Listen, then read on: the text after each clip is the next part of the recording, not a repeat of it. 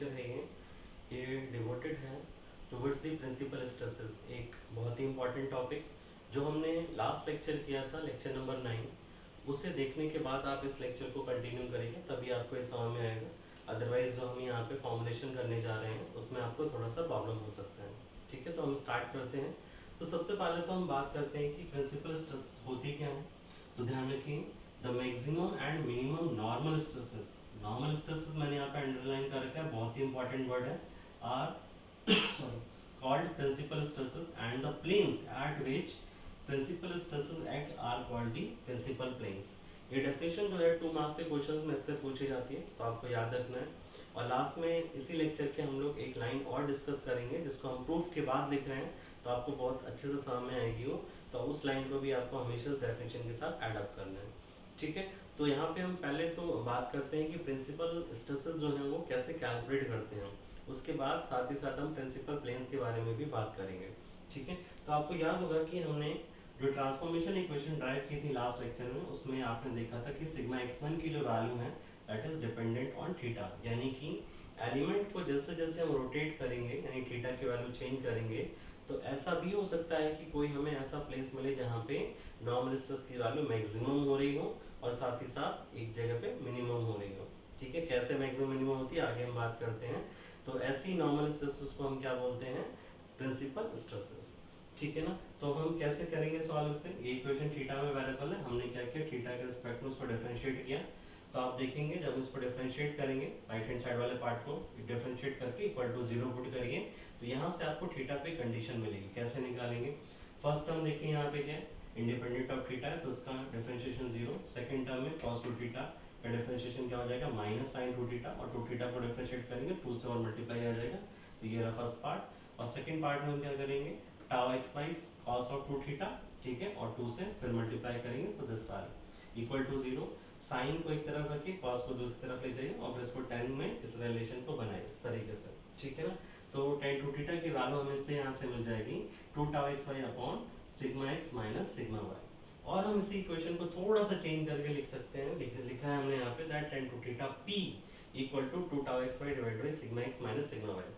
हमने क्या किया यहाँ पर सिर्फ थीटा को थीटा p से रिप्लेस कर दिया, थीटा के सफिक्स में p लगा दिया। ये p यहाँ पे लगाने का एक मोटिव है क्योंकि यहाँ से जो थीटा की वैल्यू मुझे मिलती है we will get the two values of the theta. ठीक है, where we get the two principal stresses, one is maximum principal stress and second one is the minimum principal stress। इसीलिए हमने यहाँ पे P for principal के लिए यानी कि ये इक्वेशन जो है, ठीक है, यहाँ से हमें प्रिंसिपल प्लेन्स जो है उसकी लोकेशन पता लगती है, इसलिए हमने इसको P से रिप्रेजेंट यहाँ सफिक्स में P जो है उसको यूटिलाइज कर रखा है। अब देखिए यहाँ से दो वैल्यूज हमें मिलेंगी, एक 0 से 90 के बीच में और दूसरी वैल्यू जो है वो 90 से 180 के बीच में। आप देखेंगे इनमें से एक वैल्यू जो होगी उस एंगल पे हमें जो सिग्मा x1 की वैल्यू है वो मैक्सिमम मिलेगी और दूसरे एंगल पे क्या होगी मिनिमम वैल्यू मिलेगी। तो जो मैक्सिमम वैल्यू मिलती है उसको हम क्या बोलते हैं मैक्सिमम प्रिंसिपल स्ट्रेस, और जो दूसरी थीटा के अकॉर्डिंग जो हमें वैल्यू मिलेगी उसको हम क्या बोलेंगे मिनिमम प्रिंसिपल स्ट्रेस। ठीक है, तो हम कैसे कैलकुलेट करते हैं इन वैल्यूज को आगे हम देखते हैं। और ध्यान रखिएगा ये दोनों जो एंगल हम यहाँ से हमें मिलेंगे उन दोनों एंगल्स को हम बोलते हैं प्रिंसिपल एंगल्स। क्यों प्रिंसिपल एंगल्स, क्योंकि वो हमें प्रिंसिपल प्लेन्स की लोकेशन जो है उसको बता रहे होते हैं। आगे हम कंटिन्यू करते हैं इसके जस्ट।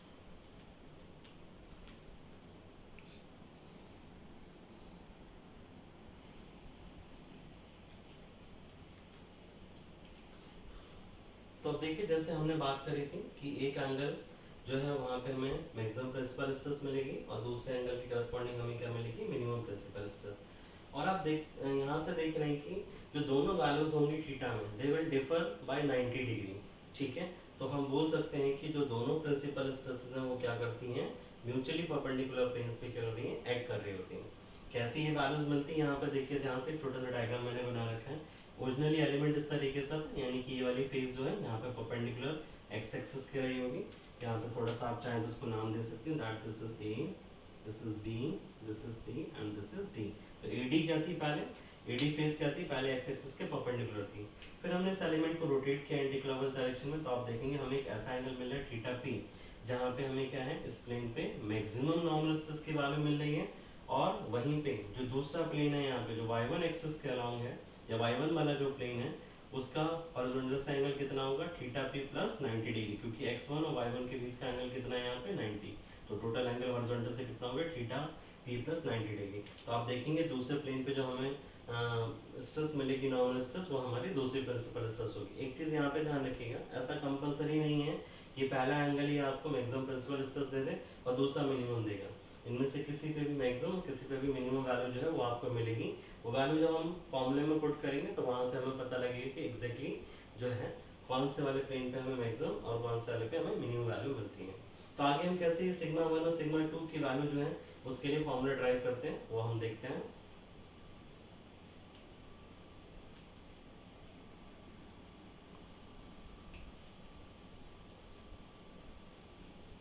सो सिग्मा 1 और सिग्मा 2 की वैल्यू कैलकुलेट करने के लिए अभी जो हमने tan 2 थीटा p का रिलेशन लिखा है, that tan 2 theta p equal to 2 tau xy divided by sigma x minus sigma y, ये रिलेशन भी आपको याद रखना है, ठीक है। तो हम आगे बात करते हैं, इस रिलेशन को यूज करके हम एक राइट एंगल ट्रायंगल बनाते हैं। कैसे? जो राइट एंगल ट्रायंगल हमने इसको 2 थीटा p लिखा है, इस एंगल को, ये 90 डिग्री है, और इसका जो परपेंडिकुलर है उसको टाउ एक्स वाई, और यहाँ बेस जो है उसको sigma x minus sigma y by 2। अब आप इस ट्रायंगल में देखिए tan 2 थीटा p की वैल्यू कितनी हो जाएगी 2 tau x y upon sigma x minus sigma y value, ठीक है। अब यहाँ से इस राइट एंगल ट्रायंगल के लिए आप इसका हाइपोटेन्यूज कैलकुलेट कर सकते हैं, base square plus perpendicular square, value हमने यहाँ पे लिख रखी है अंडर रूट में, ठीक है। और इस पूरी वैल्यू को हमने कैपिटल आर से डिनोट कर दिया, ठीक है।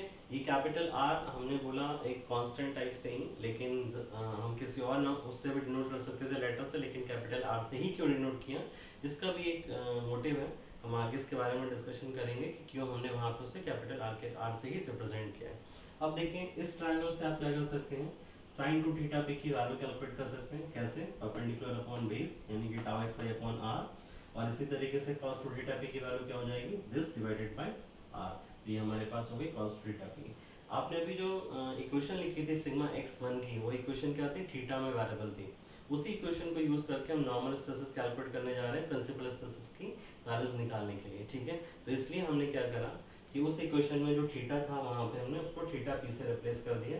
तो जो हमारे पास नॉर्मल स्ट्रेस शो हो रही होगी सिग्मा x1, वो क्या हो जाएगी, उसको हमने यहाँ पे डिनोट कर दिया मैक्सिमम प्रिंसिपल स्ट्रेस से। ध्यान रखिएगा, जो हमारे पास ये पॉजिटिव साइन वाली जो इक्वेशन है, ये हमें मैक्सिमम प्रिंसिपल स्ट्रेस की वैल्यू प्रोवाइड करती है। हमने sine 2 theta p cos 2 theta p की वैल्यूज यहाँ पुट करी, सॉल्व करिए, देखिए इस टर्म से आप 1/r कॉमन ले सकते हैं, रिमेनिंग को ब्रैकेट में रहने दिया, और ये टर्म ध्यान से देखिए तो this is nothing but this is equal to R square. R square हमने यहाँ पुट किया, आर से आर कैंसिल आउट हो जाएगा, तो sigma 1 will be equal to sigma x minus sigma y by 2 और प्लस साइन के साथ कैपिटल आर, ठीक है। अब इस आर की वैल्यू यहाँ पुट कर दीजिए वापस, तो आप देखेंगे सिग्मा 1 की जो इक्वेशन आपको मिल जाएगी, this equation sigma x minus sigma y by 2 plus under root of sigma x minus sigma y by 2 square plus tau x y square. इसको हमने कोई इक्वेशन नंबर नाम दे दिया, कंटिन्यूएशन में हम बात कर रहे हैं लास्ट लेक्चर के, तो हमने इसको इक्वेशन नंबर 5 बोल दिया। और ये हमारी क्या है, मैक्सिमम प्रिंसिपल स्ट्रेस है जो इस इक्वेशन से हमें मिल रही है, या सिग्मा 1 जो है हमें वो मैक्सिमम प्रिंसिपल स्ट्रेस के बारे में बता रहा है। अब हम बात करते हैं जो मिनिमम प्रिंसिपल स्ट्रेस उसकी वैल्यू कैसे निकाल सकते हैं। तो आपको याद होगा कि हमने लास्ट क्लास में एक छोटा सा कॉन्सेप्ट क्लास में डिस्कस किया था, उसी कॉन्सेप्ट को आप यहाँ पे यूज़ कर सकते हैं। क्या कॉन्सेप्ट था अगर आपको याद हो, तो हमने बात की थी कि दो परपेंडिकुलर प्लेन यानी कि म्यूचुअली परपेंडिकुलर प्लेन्स पर जो नॉर्मल स्ट्रेसेस की वैल्यूज होती हैं उनका सम जो होता है वो कांस्टेंट रहता है। तो वही रिलेशन यहाँ यूज़ करने जा रहे हैं। वहाँ हमने लिखा था sigma x1 plus sigma plus sigma y1 equal to sigma x plus sigma y। अब देखिए सिग्मा x1 से हमें क्या मिला, सिग्मा 1 मिल गया, और सिग्मा y1 जो उसके हमने क्या रख दिया यहाँ पे सिग्मा 2, जो मिनिमम प्रिंसिपल स्ट्रेस है उसको हम सिग्मा 2 से डिनोट करेंगे, हमेशा ध्यान रखिएगा, equal to sigma x plus sigma y। तो यहाँ से सिग्मा 2 की वैल्यू क्या हो जाएगी, sigma x plus sigma y minus of sigma 1, जो हमने यहाँ लिख रखी है। सिग्मा 1 की वैल्यू अभी हमने कैलकुलेट करी, यहाँ रख के सॉल्व करिएगा तो आपको ये इक्वेशन मिल जाएगी, sigma 2 equal to sigma x minus sigma y by 2 minus times of under root of sigma x minus sigma y by 2 whole square plus tau x y square. इसको हमने बोल दिया इक्वेशन नंबर 6, और ये हमें क्या प्रोवाइड करेगी, minimum principal stress की वैल्यू प्रोवाइड करेगी। आप चाहें तो ये इक्वेशन यूज करके मिनिमम प्रिंसिपल स्ट्रेस निकाल सकते हैं, या आपको याद होगा कि हमने सिग्मा y1 के लिए वैल्यू कैलकुलेट करी थी, वो सिग्मा y1 की वैल्यू में भी आप चाहें तो cos 2 थीटा p और sin 2 थीटा p का जो वैल्यू है, ठीक है ना, उसको पुट करके आप वहाँ से जब इक्वेशन सॉल्व करेंगे तब भी आपको सिग्मा 2 की जो वैल्यू है वो यही मिलेगी। तो एक तरीके से हमारे पास हमने यहाँ पे देखा कि एक मैक्सिमम प्रिंसिपल स्ट्रेस जो हमारी एक प्लेन पे एक्ट कर रही है, ठीक है, जैसे यहाँ पे, तो दूसरी कहाँ पे एक्ट करेगी, इसके जस्ट परपेंडिकुलर जो प्लेन होगा वहाँ पे एक्ट कर रही होगी। इसी के आगे हम बात करते हैं कि कैसे हम इन इक्वेशंस को और आसानी से याद रख सकते हैं। वैसे आप ध्यान से देखिए, कोई इक्वेशन याद रखिए तो आपको दोनों इक्वेशन अपने आप याद हो जाएंगी। बस यहाँ पे माइनस साइन है सेकेंड टर्म में, बाकी आपका कोई चेंज नहीं है पूरी इक्वेशन में, ठीक है। तो आगे हम एक छोटा सा कॉन्सेप्ट और पढ़ते हैं और उसके बाद में, ठीक है, इक्वेशन को एक साथ भी हम लिख सकते हैं। कैसे लिखेंगे वो मैं बता रहा हूँ आपको।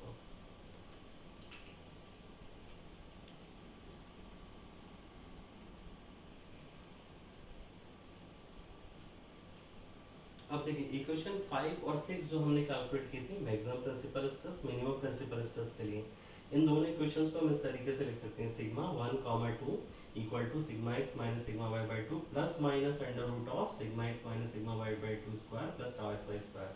जब आपको सिग्मा 1 कैलकुलेट करना है तो प्लस साइन लेंगे, सिग्मा 2 कैलकुलेट करना है तो माइनस साइन लेंगे। तो इस तरीके से आप एक ही इक्वेशन के फॉर्म में भी इसको याद कर सकते हैं।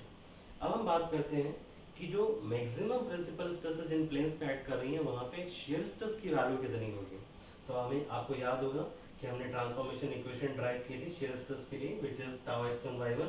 और अगेन आप ये देखिए क्या है, थीटा में जनरल इक्वेशन है, यानी कि जो अभी हमने थीटा पे कंडीशन फाइंड आउट की थी, यानी कि प्रिंसिपल एंगल्स जो फाइंड आउट करे थे, उसके करस्पॉन्डिंग जो हमने cos 2 थीटा p और sin 2 थीटा p की वैल्यू निकाली है, अगर हम उसको इस इक्वेशन में पुट कर दें, थीटा को थीटा p से रिप्लेस कर दें, जाहिर सी बात है, और यहाँ पे sin 2 theta p cos 2 theta p की वैल्यू को रिप्लेस करें तो देखते हैं हमें क्या मिलता है। तो हमने वैल्यूज थीटा को थीटा p से रिप्लेस किया और sin 2 theta p cos 2 theta की वैल्यू यहाँ पे पुट करी, तो आप देखेंगे दोनों टर्म हमारे क्या है, सेम है, but with opposite sign, cancel out हो जाएंगे, हमें क्या मिलेगा यहाँ पे वैल्यू 0। इट मीन्स जो मैक्सिमम प्रिंसिपल स्ट्रेस वाले जो प्लेन्स होते हैं या मैक्सिमम प्रिंसिपल प्लेन्स जो होते हैं वहाँ पे शियर स्ट्रेस की वैल्यू क्या होती है, 0 होती है। ये आपको बहुत अच्छे से ध्यान रखना है। इस पर बेस कई सारे छोटे छोटे न्यूमेरिकल्स जो हैं वो कंपटीशन एग्जाम्स में लाइक गेट इन सब में पूछे जा सकते हैं। तो आप ऐसे क्वेश्चंस को सॉल्व करने के लिए छोटी सी ट्रिक का या इसको याद रख सकते हैं।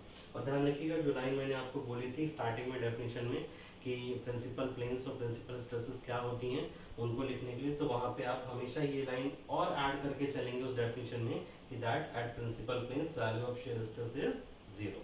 तो इतना अगर आप लिखते हैं तो आपका जो प्रिंसिपल प्लेन्स और प्रिंसिपल स्ट्रेसेस का जो डेफिनेशन है वो आपका कंप्लीट होता है।